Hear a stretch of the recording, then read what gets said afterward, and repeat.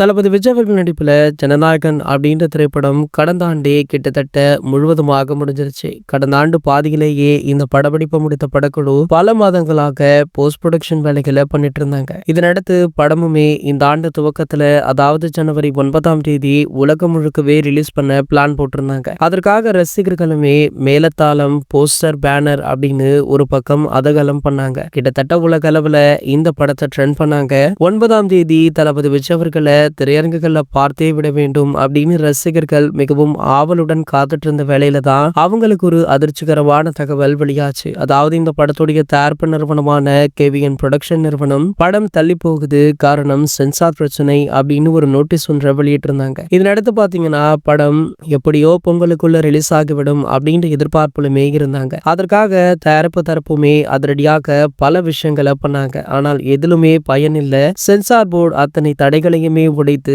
அவங்களுடைய முடிவுல உறுதியாக இருந்தாங்க. அதாவது ஜனநாயகன் திரைப்படத்துல கிட்டத்தட்ட 25க்கும் மேற்பட்ட காட்சிகளை நீக்க சொல்லியிருக்காங்களா. சோ அத்தனை காட்சிகளை நீக்கினா படத்துடைய நீளம் குறைந்துவிடும், அது மட்டுமல்லாமல் கண்டென்ட்டுக்கே பாதிப்பு ஏற்படும் அப்படின்னும் போது கண்டிப்பாக இது முடியாது அப்படின்னு தான் தயாரிப்பு தரப்பு வழக்கு போட்டாங்க. ஆனால் தற்போது சென்சார் போர்டு சொன்ன அத்தனை கட்களையுமே பண்ணிட்டாங்களா. இன்று இந்த படம் மறு தணிக்கைக்கு செல்ல உள்ளது, நாளை இந்த படத்திற்கு தீர்ப்பு வழங்க உள்ளது அப்படின்ற தகவலுமே வைரலா போயிட்டு. சோ கண்டிப்பாக இந்த முறை படத்திற்கு யூபிஏ சான்றிதழுடன் புதிய ரிலீஸ் செய்தி வெளியாகிவிடும் அப்படின்ற நம்பிக்கையில ரசிகர்களுமே இருக்காங்க. சரி, ஓகே, இந்த படத்தை முதல் நாள் முதல் காட்சி பார்க்க உங்கள யாரெல்லாம் ஆவலுடன் காத்துட்டு இருக்கீங்க அப்படின்றத கீழே உள்ள கமெண்ட் செக்ஷன்ல கமெண்ட் பண்ணிட்டு நம்மளுடைய தளபதி 360 சேனலை மறக்காம சப்ஸ்கிரைப் பண்ணிக்கோங்க.